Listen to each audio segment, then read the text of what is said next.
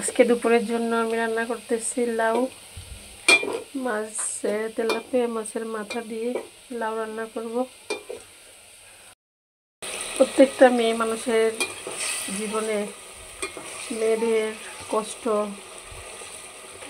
থেকেই আছে। মেয়েরা যেমন জন্মগতভাবে সেই কষ্টটা নিয়ে আসে,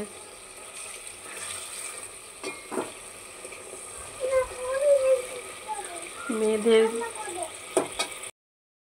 আমি মনে করি মেয়েরা সুন্দর হওয়ার চেয়ে মেয়েদের ভাগ্যটা সুন্দর হওয়া বেশি দরকার। সুন্দরী থেকে মেয়েদের ভাগ্যটা সুন্দর হওয়াটা খুবই প্রয়োজন।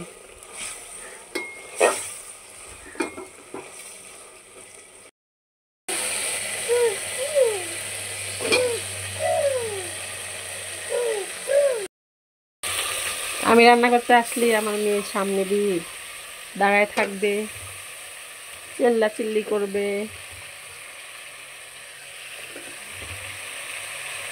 মেয়েকে নিয়ে রান্না করাটা খুব কষ্ট, ছোট বাচ্চা তো।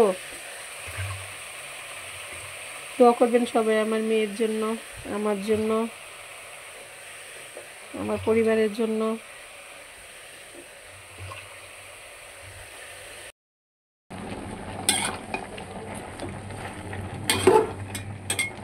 একটু পরপর লাউটা নাড়া দিয়ে দিচ্ছি।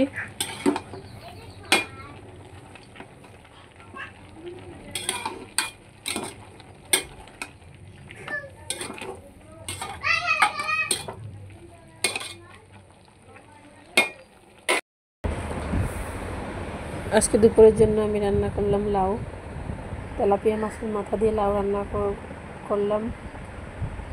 দেখলাম লাউটা সিদ্ধ হয়ে গেছে, কালকে নিয়ে আসছিল, ভাবছি সিদ্ধ হবে না, সিদ্ধ হয়ে গেছে।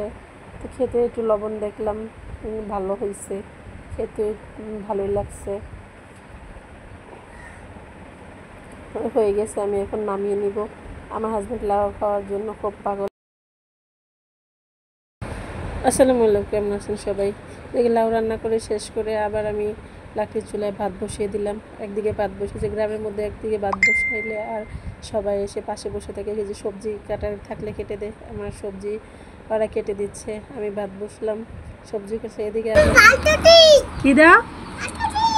ফাটো? ফাটো না তো, পাউডার। কি দাও? আবার এসে দেখি মেয়ে কী করতেছে, পাউডার নিয়ে পুরা মুখে মাখতেছে, খাইতেছে, মুখে দিতেছে, পুরা এরকম করে, এত দুষ্টুমি করে। কিছু আমি কাজ করতে গেলে সব কিছু এরকম নষ্ট করে।